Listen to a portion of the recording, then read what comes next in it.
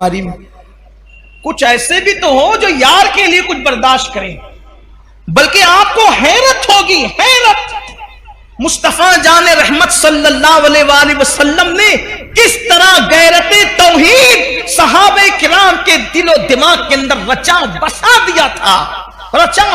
दिया था कि एक मर्तबा जिब्रील अमीन अल्लाह के रसूल की बारगाह में आए और आने के बाद पूछा, या रसूल अल्लाह, अल्लाह आपको सलाम कहता है और अबू बकर को भी सलाम कहता है, मेरे आका के यार की शान क्या है, मेरे आका के यारों की शान क्या है। महबूब के कदमों में बैठकर इस मकाम पर फाइज हुए कि जिन्हें खुदा भी सलाम कहता है। अल्लाह आपको और अबू बकर को सलाम कहते हैं और अल्लाह पूछ रहा है, आका या रसूल अल्लाह, अल्लाह पूछता है आपसे कि आप अबू बकर से पूछिए कि अब तो उनकी तबीयत ठीक है ना।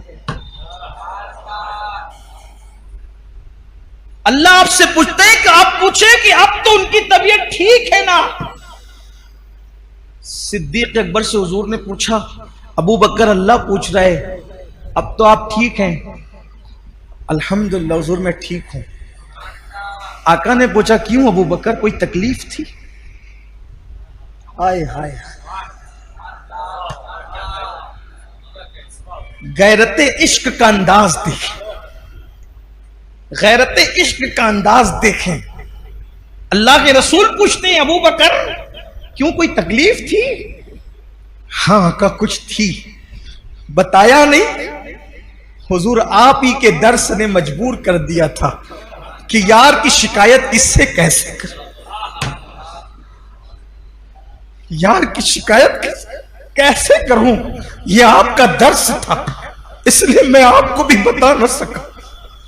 मैं अपनी मुसीबत तकलीफ अपनी तबीयत की आपको ही बता न सका, क्योंकि आपने जो गैरत इश्क का दर्स दिया था मुझे गवारा ना हुआ कि यार की मैंने डर लगी मुझे कि अगर मैं ये तकलीफ आपसे बयान कर दूं यार नाराज ना हो जाए कि मेरी शिकायत मेरे महबूब से की जा रही। ये है अल्लाह वालों का अंदाज। और जब मुसीबत सहने वाले जिन पे मुसीबत आई होगी वो अज्र लेने के लिए क़यामत के दिन खड़े होंगे।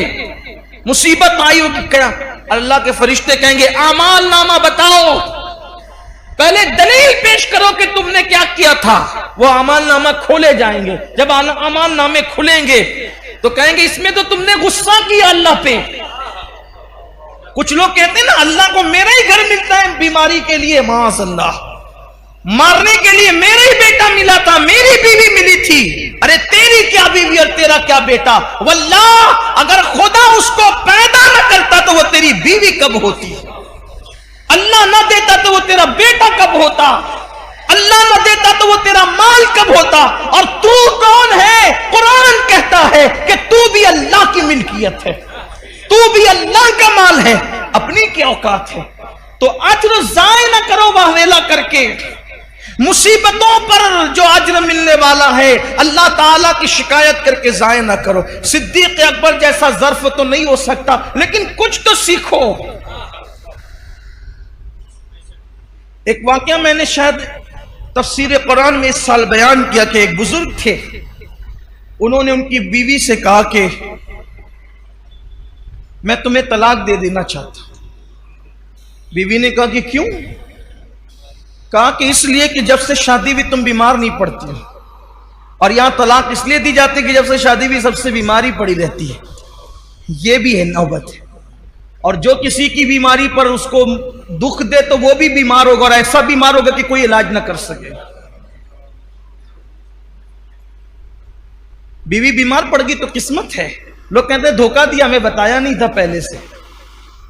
ठीक है, बता दिया जाता तो अच्छा होता, लेकिन अगर नहीं बताया तो वो तो महबूब आ गई अल्लाह की तेरे घर में। जिनको बीमारियां दी जाती है वो महबूब होते, जिनको मुसीबत दी जाती है वो महबूब होते, जिन्हें तकलीफ दी जाती है महबूब होते।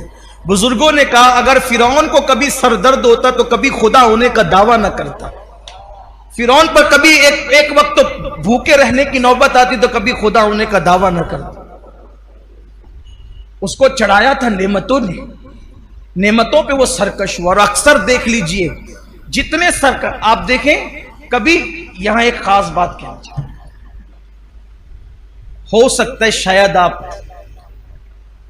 इसकी लज्जत महसूस करें। किसी फाका कश ने कभी खुदा होने का दावा नहीं किया। किसी बीमारी में मुब्तला रहने वाले ने कभी खुदा होने का दावा नहीं किया।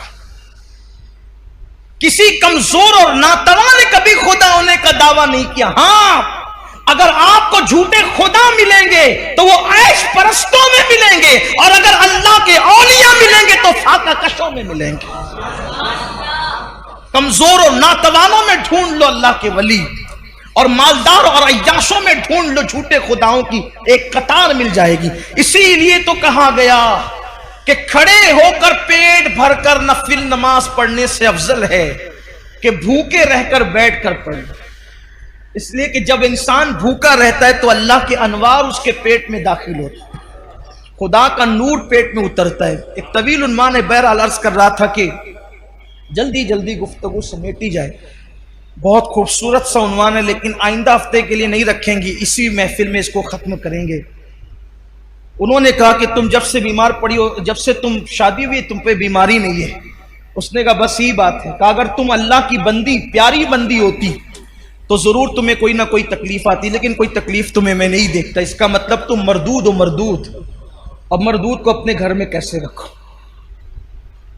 उसने कहा अगर यही बात है तो जरा कमरे में आ जाए, मेरे खास कमरे। वो बुजुर्ग को खास कमरे में ले गई, और जब अपनी पीठ से कपड़ा हटाया तो नासूर था और उसमें कीड़े चल रहे थे। बुजुर्ग ने कहा ये क्या है? कहा यही बीमारी है, यही तकलीफ। हम मुझे बताया नहीं? कहा यार की शिकायत करते हुए शर्म आती थी। अल्लाह की शिकायत कैसे करती? बीमारी बताती तो हो सकता यार कहता कि मेरी शिकायत कर। बहुत नाजुक बारगाह है। लोग क्या समझते हैं? बारगाह उलूहियत बहुत नाजुक है।